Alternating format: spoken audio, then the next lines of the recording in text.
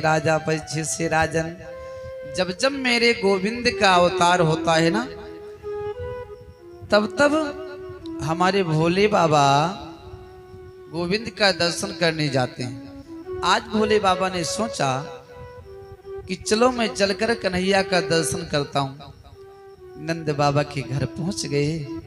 अरे मैया मैया दरवाजा खोलो ना। यशोदा मैया दौड़ी दौड़ी आती हैं, दरवाजा खोलती हैं। और जैसे मैया ने दरवाजा खोला, देखा एक बाबा जी खड़े हैं, गले में मोटे मोटे नाग, कानों में बिच्छू। अरे बाबा आप यहाँ किस लिए आए हो, क्या काम है?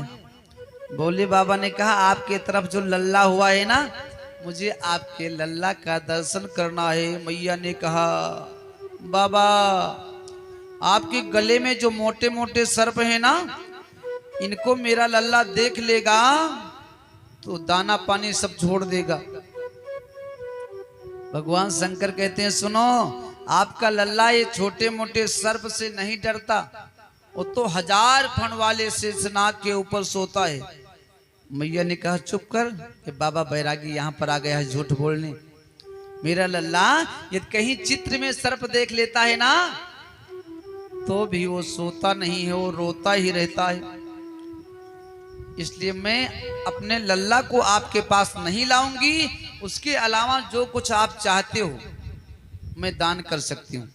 वस्त्र चाहिए, स्वर्ण चाहिए, हैं, गौ चाहिए, अन्न चाहिए, क्या चाहिए? भोले बाबा ने कहा मुझे तो गोविंद का दर्शन ही चाहिए। और मैया यदि दर्शन नहीं कराओगी तो मैं आपके इसी चौक पे बैठ जाऊंगा, जाने वाला नहीं। कभी ना कभी तो आपका लल्ला निकलेगा। यशोदा ने कहा हे बाबा आप जानते हो हमारे घर में 85 चौक हैं। कितने? 85। एक चौक पर आप बैठ जाओगे तो उस दरवाजे को मैं बंद कर दूंगी, फिर भी 84 बचेंगे। पूरा जीवन मेरा लल्ला इस जो है द्वार से निकलेगा ही नहीं। अब भोले बाबा ने सोचा ये मैया दर्शन नहीं कराएगी। वहां से चलकर एक वट वृक्ष के नीचे बैठ गए। अब जैसे कन्हैया वहां से गए तो क्या हुआ, जैसे भोले बाबा वहां से गए वट वृक्ष के नीचे बैठे तो हुआ क्या, कन्हैया जोर जोर से रोने लगे। एक गोपी पहुंची, मैया मैया कन्हैया क्यों रो रहे हैं? क्या बताऊं, अभी अभी एक बाबा जी आए थे, वो कह रहे थे आप अपने लल्ला का मुझे दर्शन कराओ। तो उनके गले में मोटे मोटे सर्प थे, जिसके कारण मैंने लल्ला को वहां नहीं ले गई। हमें लगता है उसी बाबा ने कुछ जादू टोना कर दिया है। देख बहन जा करके उस बाबा को बुलाकर लेकर आ, नजर उतार दे थोड़ा मेरे लल्ला की। अब गोपी दौड़ी दौड़ी जाती है, बाबा बाबा चलो आपको यशोदा मैया ने बुलाया है। क्यों बुलाया है, क्या काम है? अरे उसके लल्ला को नजर लगी है ना, थोड़ा नजर उतार दो। भोले बाबा ने कहा पहले अपने यशोदा मैया से पूछ कर आओ कि मेरे चलने पर वो अपने लल्ला का दर्शन कराएगी। यदि कराएगी तो मैं चलूंगा। गोपी दौड़ी दौड़ी गई, मैया मैया क्या हुआ? अरे वो बाबा कह रहा है कि जब आप अपने लल्ला का दर्शन कराओगी तभी वो आएगा। यशोदा ने कहा अरे तू जा तो सही। अब गोपी जाती है, भोले बाबा से कहती है कि चल रे योगी नंद भवन में हो, चल रे योगी नंद भवन में तो यशोदा माई बुलावे। चल रे योगी नंद भवन में तो यशोदा माई बुलावे। वक्र लल्ला को नजर लगी है राई लोन करवावे। वक्र लल्ला को नजर लगी है राई लोन करवावे। चल रे योगी नंद भवन में हो, चल रे योगी नंद भवन में यशोदा माई बुलावे।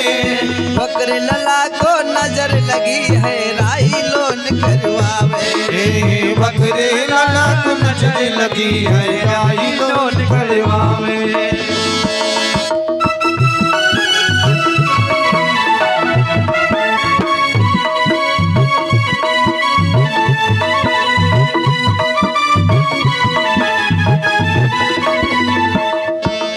देखो जब इस प्रकार गोपी ने कहा तो भोले बाबा चल दिए। वहां पर पहुंचे, जोर से बोले, अरे मैया दरवाजा खोलो, योगी बाबा आ गया। अब यशोदा मैया कन्हैया को गोदी में लेती हैं, डरते डरते जाती हैं। अब जैसे भोले बाबा के पास पहुंची, नाग देवता ने फुफकारा। यशोदा मैया कहती, बाबा दूर से फूंक मार दो, मुझे बहुत डर लगता है। भोले बाबा ने कहा, सुनो, जब तक आप मेरी गोदी में अपने लल्ला को नहीं दोगी तब तक मैं नजर नहीं उतारूंगा। अब यशोदा डरते डरते यशोदा मैया कन्हैया जी को भोले बाबा के गोदी में देती हैं। अब जैसे कन्हैया जी भोले बाबा के गोदी में जाते हैं, ठट्ठा कर हंसने लगते हैं। अब जैसे यशोदा मैया के गोदी में आते हैं, रोने लगते हैं। तो यशोदा ने कहा, बाबा कुछ ऐसा उपाय करो कि मेरा लल्ला मेरी गोदी में आ करके भी हंसने लग जाए। तब भोले बाबा ने कहा, आपको एक मंदिर बनवाना होगा। किसका मंदिर? भोले बाबा ने कहा, मेरा।